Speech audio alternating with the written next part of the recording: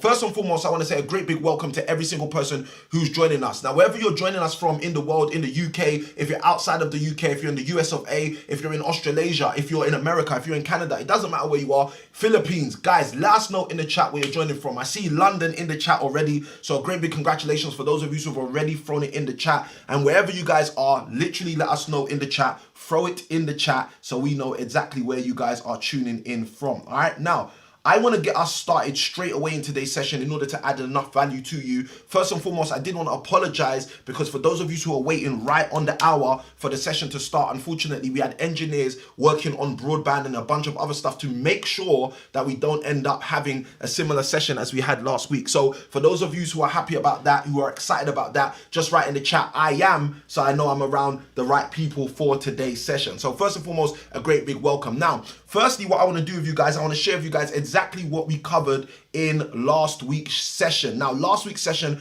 I believe, was extremely valuable for many of you guys who participated in last week's session, because last week's session, what we covered was the Proverbs 31 approach to property investing. If you was with us last week, just write in the chat, I was, so I know that I'm with the people that were here last week. But that's exactly what we covered last week. We covered the Proverbs 31 approach to property investing, and it was an absolutely amazing session. I see London in chat. Awesome, awesome, awesome, awesome. All right, you guys can hear me. That's absolutely amazing. So last week's session was absolutely phenomenal because as we were breaking down exactly how to move further faster in your property investing journey, specifically focused on, and I can see the I ams in the chat, so I know that you guys were here last week, as we were specifically focused last week on how you can move further faster in your property investing journey, specifically using the approaches that we see in Proverbs chapter 31. And I know some people would be saying to me, Samuel, you know what? I've never heard that Proverbs 31 had anything to do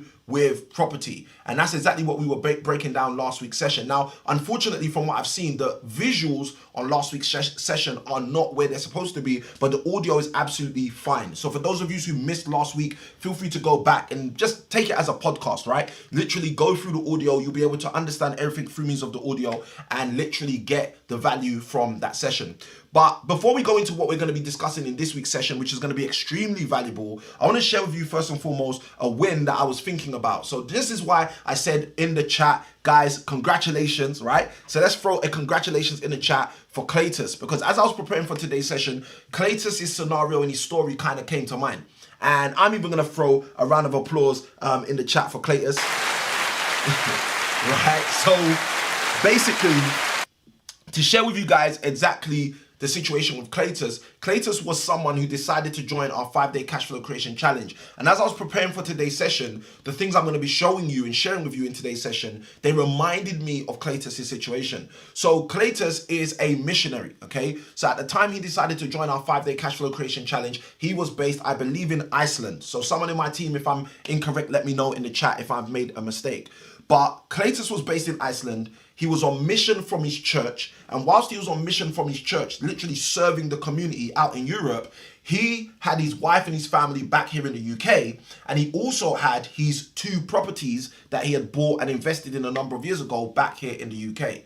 Now, Cletus decided to take a real big risk, and that big risk was the fact that he knew he wasn't at home in the UK, but he still decided to join our 5-day training cash flow creation challenge. And he did the challenge where he was out in Europe. And one of the things that is supremely interesting is whilst he was out there in Iceland, he literally phoned his wife each day of the 5-day challenge and told her what we were giving him as sharing systems and steps to do in terms of for her to be able to do on his property back home in the UK.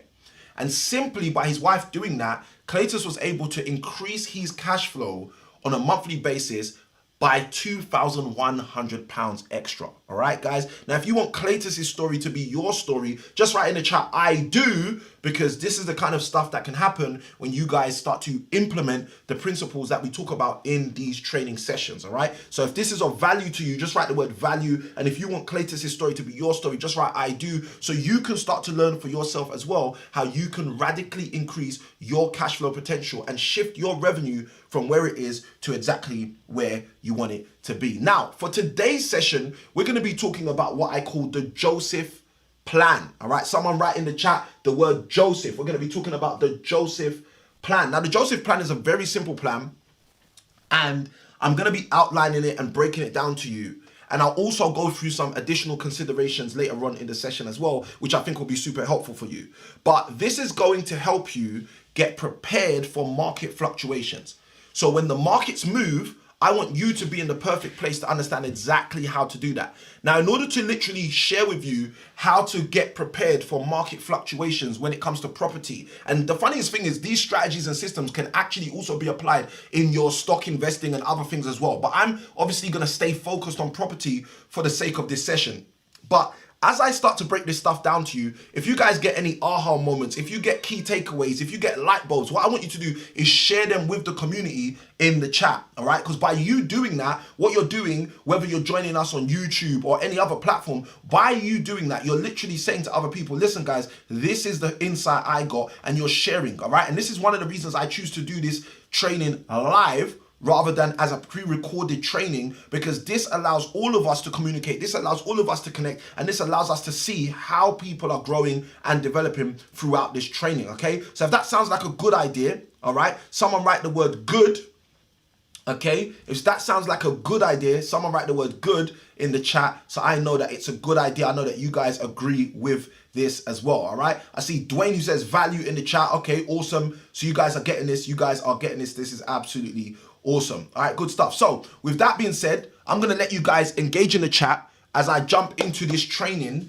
to really equip you guys. Now, to start today's session, what I'm going to need to do is share with you two basic definitions. And these two basic definitions are going to help us when I start going deeper and start diving a little bit more into the stuff I've got for you in today's session, all right? So I've already shared with you what we covered last session, right? That was the Proverbs 31 approach to property investing. Today we're going to be speaking about the Joseph plan and specifically how you can get prepared for market fluctuations. So when the market is doing all of the things the market may be doing, you are not caught unaware. You are not caught unprepared.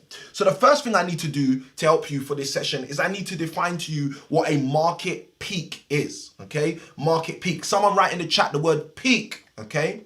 Now, the market peak is typically the top of the market, all right? It's when the market is converging upwards. Now, the interesting thing about a market peak is many people experience market peaks and are not aware of them, okay? And it's just like anything. So many people try to time the market, but one of the things I advise people to do is not to time the market. Instead of timing the market, I encourage people to do something else, which I'm going to talk about later on in the session, okay? So I want you to first and foremost understand what a market peak is. It's when the prices in properties, as an example, when the prices are high up, okay? That's a market peak. When the prices are going higher than ever before, they may be prices for rents, they may be prices for sales. Okay, it could be either of those. So if you're someone who's renting property and you start noticing, hold on a minute, the prices to rent the same kind of property are radically increasing rapidly, then you know we may be entering a market peak as it pertains to rent. If you're someone who's attempting to buy, like last week I shared about Alison, one of our clients in our next level program. Alison is in the process of buying. Now, if she kept noticing, hold on a minute, these prices are increasing over these 7-8 weeks whilst I'm viewing properties, then again, she would be experiencing, as it pertains to sales, a market peak. All right, I hope you guys are getting this. And if you are, just throw the word peak in the chat so I know you guys are getting it. So that's the first definition I want to leave you guys with, which is peak, a market peak. The second one is simply a market valley, okay? A market valley. Now, a market valley is the literal bottom of the market. And this is where maybe a market has risen prior, but it's not rising anymore. It's now falling. And sometimes when we're talking about the bottom of the valley, we're talking about the fact that the prices have not just fell, but they've literally continually fallen. They've fallen, they've dropped, they've hit a bottom, okay? So think of a market peak, which I defined earlier, as like a ceiling to a market, okay? And new ceilings can be created. And think of a market valley as like a floor for a market, okay? And new floors can be created. So if you really understand how market peaks and market valleys work, what you basically end up with is a picture of like a staircase going up when a market is peaking gradually, or staircases going down when markets are hitting valleys gradually. Okay, so if that's helpful for you, just write the word help, and then I'm going to jump on the board and start breaking a few things down for today's session, because I really want to get into today's session and give you guys everything you need in order for you guys to succeed. So if that's helpful, just write the word helpful in the chat as we jump into breaking all of this down. So, as mentioned, today what we're going to specifically be focused on is the Joseph plan. I'm going to be sharing with you guys and outlining the Joseph plan. And like I shared, if you get any light bulbs, if you get any ahas throughout today's training, feel free to throw your comments in the chat and let us know and share them with us. So we're going to be discussing strategy specifically for preparing for different market conditions in property. Okay, so as a property investor, you may be someone who owns no properties and you're controlling properties. You may be someone who owns multiple properties and you're looking at how to scale. Okay, and if that's you, stay tuned to the end of today's session, because I'm going to be talking about how you guys can literally learn how to scale your property investment to a whole new level, right? So these are the different things you may be thinking about as a property investor. Now, regardless of whether you own no properties and you're planning on controlling more assets, or regardless of whether you're someone who owns multiple properties and you're thinking about how to scale those assets, in both scenarios, in both situations, in both circumstances, you are going to face market fluctuations. Okay, I'm going to say that one more time. In both scenarios, in both situations, in both situations, stories, scenarios, circumstances, you are going to face market fluctuations. And they are those market valleys and those market peaks that I defined to you earlier. And this is the reason I needed to define them. So what we're going to do is we're going to jump into Genesis chapter 41, where I'm going to share with you out of the pages of the Bible, okay, one of the oldest, most trusted books around. I'm going to share with you a snippet out of the story of Joseph. And this is going to give you an indication into exactly how mountain peaks, mountain valleys, market valleys can affect you, but more importantly, how you can literally prepare so you don't get hit unaware. Let's jump onto the board. All right. So I'm in Genesis 41. I'm going to read specifically verses 35 and verse 36, and then I'll share some context with you after. Genesis 41 verse 35, it says, "And let them gather all the food for those good years that come." Okay. So Joseph's talking about good years that come. I'm going to write that down.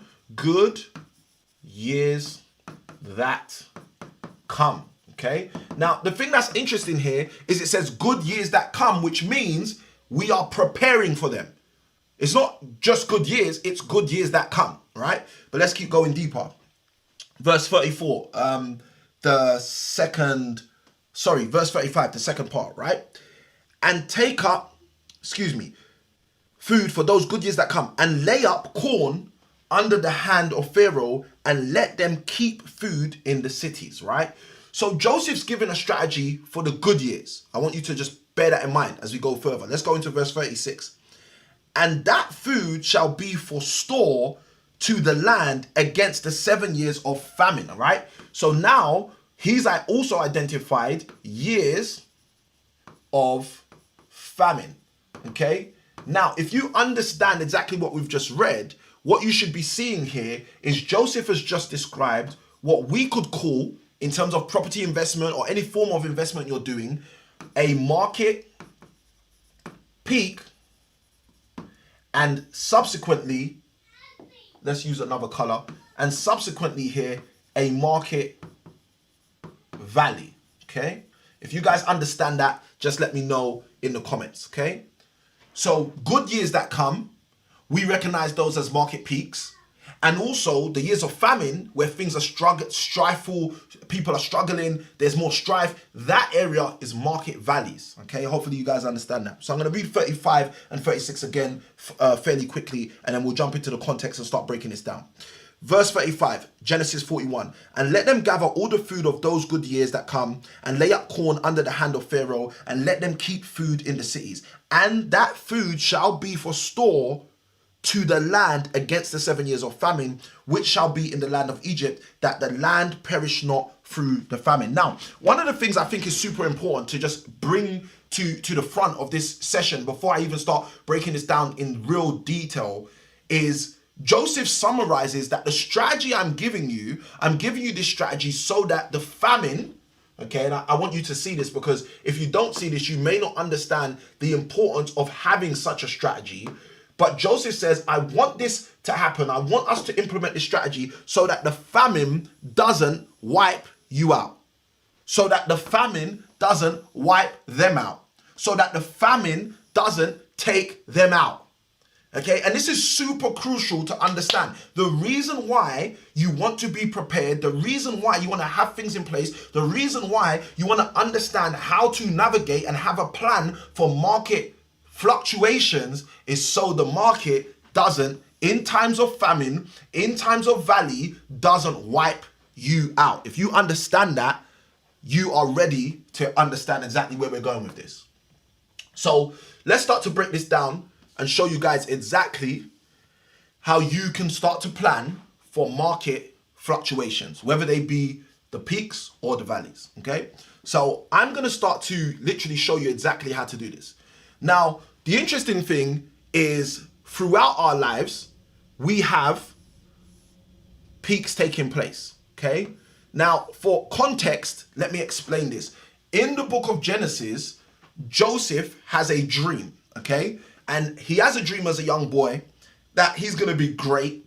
He tells this dream to his brothers, and his brothers decide to hate on him, okay? They decide to literally do some evil stuff to him, okay? They throw him into a pit and so forth and so forth. Now, after Joseph goes through that, he recognizes something. He recognizes he has a skill to interpret dreams. Now, fast forward years ahead, Joseph ends up being asked by a king. At the time, it was Egypt, so it's a pharaoh. Being asked by a pharaoh to interpret the pharaoh's dream because Joseph has this gift.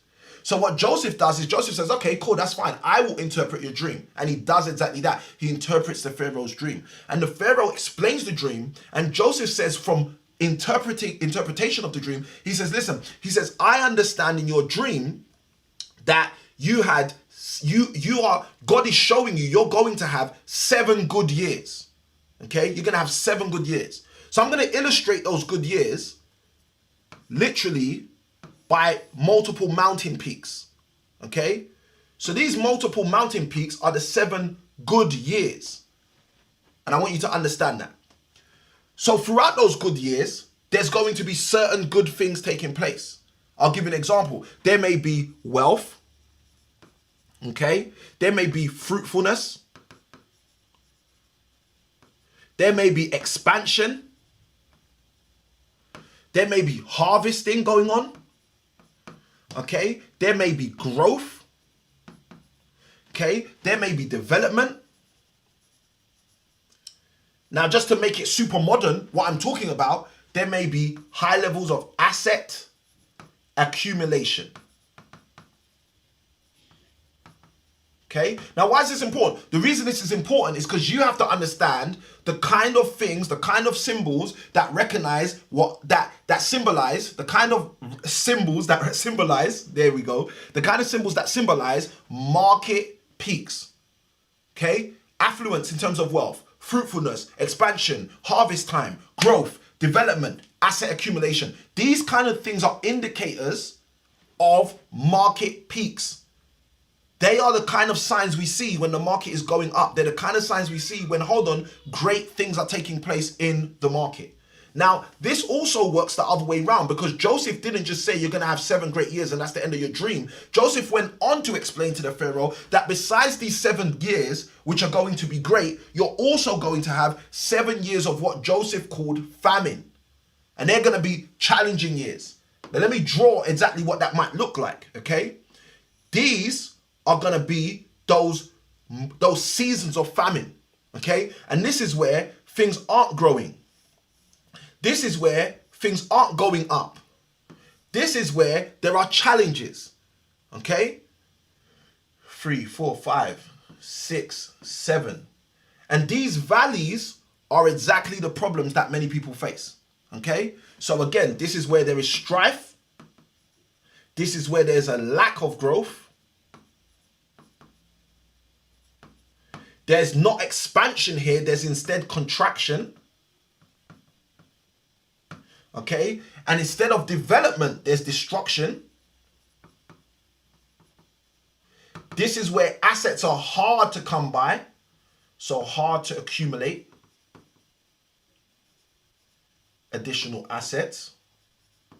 okay? This is the time where instead of growth, there's actually stagnation. Okay? And instead of harvest, as Joseph said, there's famine. Okay? Now, why is it important to understand both of these sides of the argument, both of these sides of the ledger? The reason why is because this is what market fluctuations look like. For those of you who are like, Samuel, listen, how does this apply to me? Well, let me explain how it applied to you. In 2008, there was what they called a global recession. Okay? Or other people called it the credit crisis. Okay? And I know many people who said they were property investors who during the global credit crisis or the global recession literally were wiped out. Okay? Let me even go further.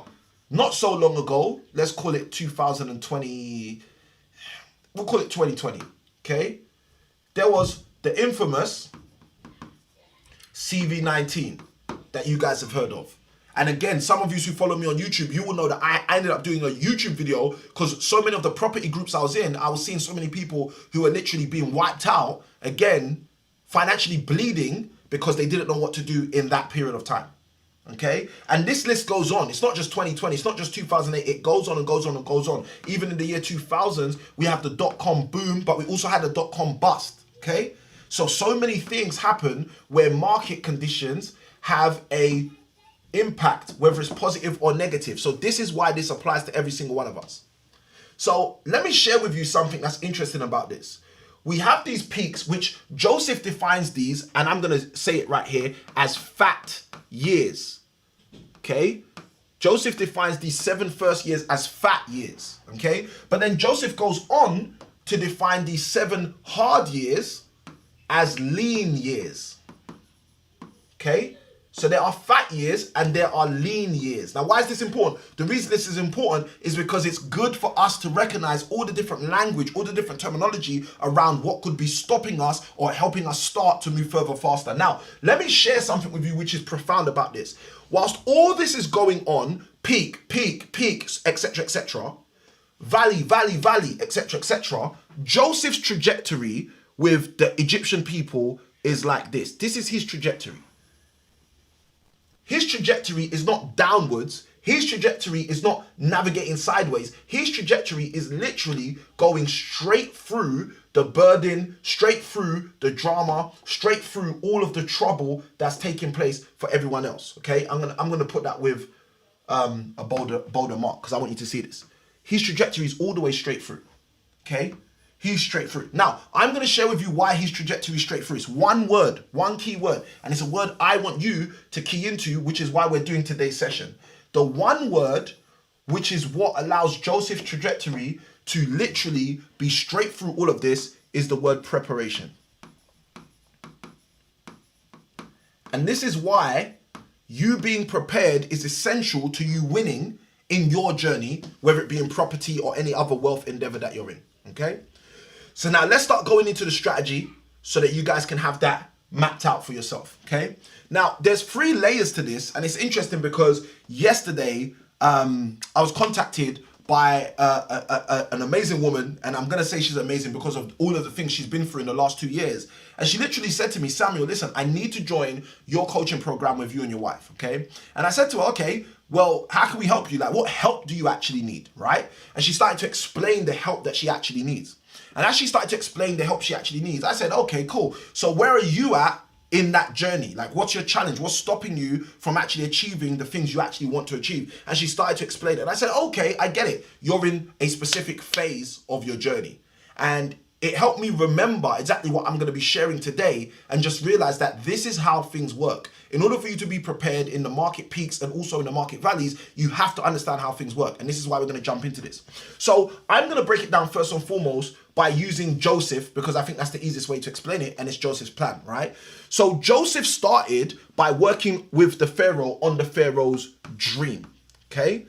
So for you and I, it starts with a dream, okay? And that dream might be, I dream this is gonna happen, or I have a goal, okay? So that's another way of saying this. It might be a dream, it might be a goal, it might be a vision that you have. It's basically something you see taking place in your future. Now, if you see financial freedom, here's the thing. You're going to have to get prepared so that you don't end up in the valleys of the market, because you see financial freedom, and that's the complete opposite of ending up in a financial valley. Okay, so you start with a dream. Now, the moment Joseph had this dream, or fast forward to when he's interpreting the Pharaoh's dream, the next thing he did is he said, okay, I understand this dream. Here's the interpretation of the dream. This is what's going to happen. So from the dream, the next thing you move to is the design. Okay? And this is exactly what happened to Pharaoh. Pharaoh recognized Joseph was able to clearly map out a design for him to succeed. Even though his dream had a negative part, it had a part where there were valleys. So I'm here to tell you today that even though the property market may have some negative aspects, even though areas and aspects of your life may have some negative aspects coming up, here's the reality. If you have a dream and you step into the next phase, which is design, and you can clearly understand the design that fits for that dream, you're not going to have a problem. And the reason you're not going to have a problem is because the design is what always has to come after the dream, okay? But after you have a dream and after you have a design, the next thing you have to do is something that most people don't do, and that is deploy, okay? You have to deploy. You have to literally start taking action. This is why most people are not successful, because they never deploy. They never take the action, okay? Now, if you guys understand that and you're action takers, I want you to make a declaration in your notebook right now where you're taking notes. I want you to write the words, I am an action taker, okay? I will deploy. There are 2 sentences you should write down so you make an affirmation within yourself, a statement of productivity and positivity. I am an action taker. I will deploy, okay? So you can stick your stake in the ground where you are right now, saying your personal preparation, you're not just going to have a goal or a vision or a dream, but you're actually going to step into design and then actually deploy, okay? Now, why is this imperative? The reason this is imperative is because I've just given it to you in Joseph's language, in the language I see in Genesis 41, right? But let me now give it to you in the language I see it in, okay? Because this is how I teach my students, right? I teach my students that everything starts with ideation. Ideation is the process of having an idea, okay? So you start with an idea. For Elon Musk, his idea was we should have mainstream vehicles which literally run off electricity instead of fossil fuels and petrol, right? So that was an idea. Richard Branson had an idea. Hold on a minute. I'm sure we can have a better service than British Airways and have Virgin Atlantic, all right? So the point I'm making is it starts with an idea. Samuel Wynne had an idea. My idea was I can help people create consistent and then colossal cash flow using resources and revenues that are hidden in plain sight, okay? So whilst other coaches are out there taking and telling people that they will help you become financially free in 5 to 10 years, me and my team have helped people to do that within 3 to 12 months. Why? Because it started with an idea. Now, here's the thing. The moment you have an idea, you need to step into the next phase, which is integration, okay? Integration. Now, what's integration? Integration is where you recognize to yourself, hold on a minute, I've got this idea, but this idea, this dream, this vision is only going to stay an idea, a dream, a vision until I integrate it into reality. So the integration process, similar to what I see from Joseph, is the design process. That's when I'm starting to design, okay, what steps will I need to take? Who will I need to help me? Which team will I need to build? Will I need a coach? How am I going to actually be able to weather the storm? Who has done this before in a way that's more beneficial, that's going to help me? And so forth and so forth. And straight after the integration, the next thing you're going to have is the process of implementation, okay? Implementation. Now, implementation is where you go from a position of recognizing what you've imagined, what you've had as an idea. You transition that into integrating that with reality. These are the steps I'll need to take in order to make this happen. But then implementation is where you start to make it happen. This is the deploy phase. This is the phase, again, which so many people get wrong. They don't get it right, okay? And I want to make sure that's not your story. And this is exactly how Joseph was able to do exactly that. Joseph was able to ensure that the idea he recognized of 7 years of fatness and 7 years of leanness, 7 years of great markets and 7 years of poor markets. I want you to think right now in terms of your own property investment journey. You may have had some bad years and you may have had some quote unquote good years. Now, how would it be different if you had an idea of how to leverage the good years in order to circumvent the bad years, okay? So let me share with you a few things about what Joseph literally did, okay? And this is going to help you understand, okay, what you can do as well. So one of the first things we see Joseph do, which I think is super important for you and I to think about in terms of our own journeys, okay? The first thing that Joseph did, which most people do not even talk about these days, is he saved. Okay? He saved. He didn't just say, you know what, we're going to have 7 good years and 7 bad years, so it's going to be what it is. No, he said, let's save. Now, specifically, those of you who read the Bible, you know he saved specifically 20%. But he said, save, let's keep something apart, right? But he went a step further with that saving, which is something that I don't see many people talk about. He saved and he also allocated. So for those of us who are investing in property, when you are generating revenue every single month, don't just let that revenue come in and then go out. You can consider, well, hold on a minute, how can I save? But more importantly, how can I save and allocate funds to specific things to ensure that I can win? And the beautiful thing about how he allocated to a time that most people were not thinking about, okay? He allocated with key timing in mind. Now, why is that important? It's important because it reminds me what Joseph literally did with 20% of his revenue. With 20% of Joseph's revenue, he sat on it, okay? And that's what I usually say to myself. That's Joseph's plan. Sit on a specific proportion of revenue and allocate it to things in the future. So guys, I wanted to share that with you. And one of the things I'm going to do before we wrap up, I'm going to share with you a few other considerations I want you thinking about as well.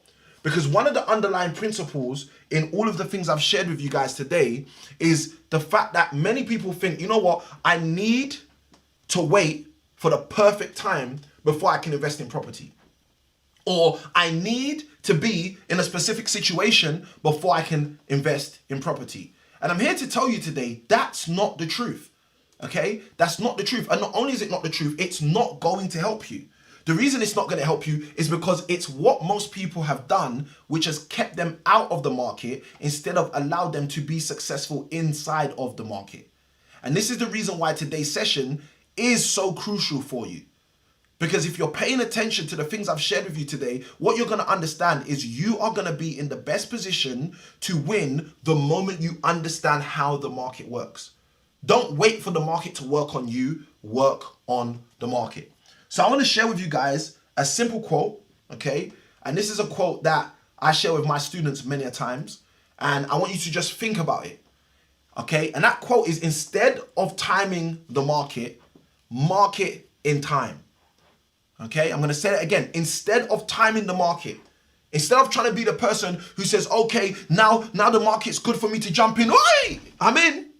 Or, you know what, guys, I don't know if the market's good for me to jump in. I'm out. Instead of timing the market, learn to market in time. Be the person who's engaging the market all of the time, but with the right strategies, with the right preparation, with the right focus, so you know how to move forward, okay? Successful property investors prepare for and adapt to conditions, and they do that because they are prepared. They don't do that because, oh, you know what, this just happened and it's never happened before. One of the ways they do that is by surrounding themselves with the right people, okay? So with that being said, what we're gonna do, guys, is I'm gonna open it up for us to, I guess we'll take questions. Let's bring our questions up and let you guys vote, okay? So guys, we're gonna put the questions on the board. You guys let us know what questions you want us to answer in today's session, okay? Let us know what questions you want us to answer in today's session. The team's put together 3 questions, so you guys let us know which question you want us to answer. Now, the first question is, how can I save and buy different properties to be ready for tough times? If you want us to answer that question, put the letter A in the chat. The second question is, what can I do to ensure I make money even when the market is not doing well? If you want us to answer that question, put the letter B in the chat. And the third question is, how can I get ready for hard times while also helping others who are having a hard time too? Which I think is an amazing question. So if you want us to answer that question, put the letter C in the chat. So they're the 3 questions for today's session. A, how can I save and buy different properties to be ready for tough times? B, what can I do to ensure I make money even when the market is not doing well? And C, how can I get ready for hard times while helping others who are having a hard time too? All right. So guys, you just go ahead and vote. Let's see A, B, C in the chat. A, B, C in the chat. And whichever one has the most, what we're going to do is we are going to answer that question for today's session, because I've already realized I have extended the time today on today's session. So guys, let me know in the chat, A, B, or C, which question do you want us to answer? And after you guys throw your votes in, we will literally pick one of them, answer the question, and shift into a few of the other things, the last couple of things I got for you guys for today's session. All right. So guys, let me know, A, B, or C, which one do you want us to answer? Just throw the letter in the chat, whichever one it is that you want us to answer for today's session, A, B, or C, and we will answer one of those questions and jump into the last part of today's session. All right. Good, good, good, good, good. All right. I'm trying to get the Facebook comments back up. Okay. Facebook is here and good stuff. Guys in YouTube are there. All right. Good stuff. So guys, let me know in the chat, which one do you want? A, B, or C? A, B, or C? Let's get those votes in quickly. And then straight after we get those votes in, I'll answer one of those questions before we shift further, faster into today's session. All right. All right. I see all the comments, guys. You guys are blowing up the chat. All right. I love it. We've got let's go in the chat. We've got I do in the chat. Value, good. Great information. We've got Katrina Young in the house. Katrina, great to have you on the live. Dwayne Patrick in the live. Dwayne says peak. Katrina says peak. Helpful, helpful. I love this. All right, so you guys are getting this. All right, this is absolutely awesome. All right, I'll give you guys a moment to vote your A, B's, or C's. And then straight after we get the vote in, we are going to answer the question. And which question would I want to answer for myself? I think for me, I think the question that stands out to me the most, I think is B. B this week, B is the question that I would vote for. I give my vote to question B. All right. But you guys throw your votes in. Let me know what question you want us to answer. And then we will answer the question and jump straight in from there. All right. Okay. I'm not sure if the stream is delayed. It looks like the stream might be delayed. So what I'm going to do is I'm going to answer question B. And what I'm going to encourage you guys to do is throw in the chat the letter you voted for, whether it's A, B, or C, so that by next week, when I come back onto the session, even if I didn't answer the question you wanted, I can get that question answered for you as well, depending on if we've got time. All right. So you guys let me know, A, B, or C, what question you want me to answer. I'm going to answer question B for now, just because of the sake of time. I want to make sure that I wrap up in time. And then straight after I answer question B, we are going to share a few other things to help you guys, add value to you guys. And then from there, we are going to wrap up for today's session. Okay, so question B, it is, what can I do to ensure I make money even when the market is not doing well? Okay, now, one of the things that I've been training a number of my coaching clients on is what we call counterintuitive property investing. Okay, I'm going to say that again, counterintuitive property investing. Now, some of you might be thinking, Samuel, counterintuitive property investing, that's a lot of words. Like, what is that all about? And I'm going to break it down very simply for you, right? The Bible has a powerful verse. It says, wide is the road that leads to destruction, and many are upon that road. Okay, I'm paraphrasing, but that's basically what it says. Wide is the road that leads to destruction, and many are on that road. Now, this is not, I'm not about to give you some spiritual interpretation. What I'm giving you guys is a practical application, okay? And this is one of the reasons why a lot of people come to me for my insights, because I take spiritual insights and see how they work practically. And that's the reason why they work. Not because I made them up, not because I'm a genius, but because I know where to find these from, okay? So in this verse in the Bible, it says, wide is the road that leads to destruction, and many there be that are upon that road. But then there's another part to that verse, and the second part to that verse says, but narrow is the road that leads to godliness and life, and few there be that are upon that road. Now, you might be thinking, Samuel, that's powerful, but how does that apply to my property investing? Well, this is how you start to understand what counterintuitive property investing is, okay? It's seeing what the majority are doing, the many are doing, and recognizing that a spiritual implication of what many are doing is that it's most likely wrong. And a practical application of what most are doing in property investing is to actually do the counterintuitive work. Now, the interesting thing is, for years, quick story, super quick story, for years, I was doing counterintuitive property investing, but I didn't know that was what it was. I didn't know that I was going against the grain, okay? And if you've heard people like Warren Buffett has an amazing quote. He says he is greedy when everyone is fearful, and he is timid or reserved when everybody is excited. And what that basically means is when everybody wants to buy stocks and shares, he says, hold on a minute, maybe now's not the best time to buy. But when everybody is saying now's not the best time to buy, he's bullish. He's saying, yes, now is the time to buy. So he does counterintuitive stock investing, okay? He's literally going against the grain.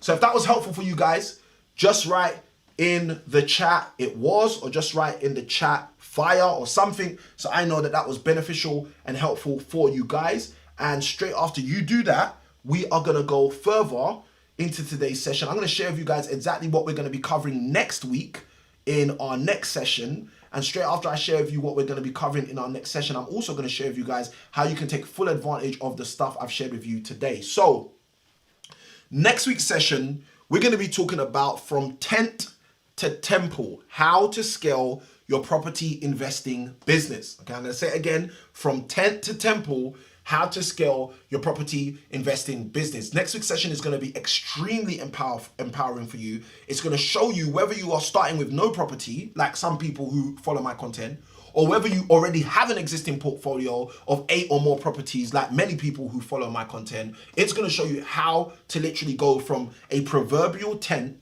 to a literal proverbial, spiritually speaking, temple in your property investment journey. How you can literally transcend where you're at now in property by going to a whole nother level by scaling your property investment journey. So that's what we're going to be covering next week. Now, if you're someone who's seen all of the stuff we've shared in today's session, and you're saying to yourself, you know what, Samuel, I love this stuff. I love to go further, faster with you and with your wife and your team. Guys, I'm going to encourage you to go to the link, which is literally in the description of this video or on the screen or wherever, somewhere around this content. And that is cashflowcreationchallenge.com, where you can get registered and find out about our up and coming 5-day cash flow creation challenge, where we literally teach you the science, the systems, the skills, the strategies, and how to have success in your cash flow creation. We're literally going to show you from ground up. We've had many people who are super successful property investors come on that program and literally say, Samuel, I've never heard anything like the stuff you've shared in these training days. And we've equally had people that are brand new who have said, Samuel, you know what? This training is the best training I could have done to start my journey, because it's equipped me to make sure that I move further, faster in a way that I wouldn't have otherwise. So guys, with that being said, I want to encourage you to take full advantage, that's the word, to take full advantage of the opportunities that we are making available for you guys to move further, faster in your property investing journey. This is Samuel I Can Win. I'm loving you guys, I'm leaving you guys, and I'm hoping you guys get super value out of this session and utilize it. That's the key. Make sure you deploy it. Like I spoke about earlier, make sure you implement this stuff into your property investing journey. And I'll see you guys on the next session. Good day, God bless. And for those of you who are tuning in live, let us know in the chat what your biggest takeaway was. That's the reason why we leave the timer on for a few minutes when we finish the session, so you guys can let us know exactly in the chat what your biggest takeaway was from the session. So with that being said, guys, as I usually say, good day, God bless, and I will see you guys on the next session. Let's go. Take care, guys.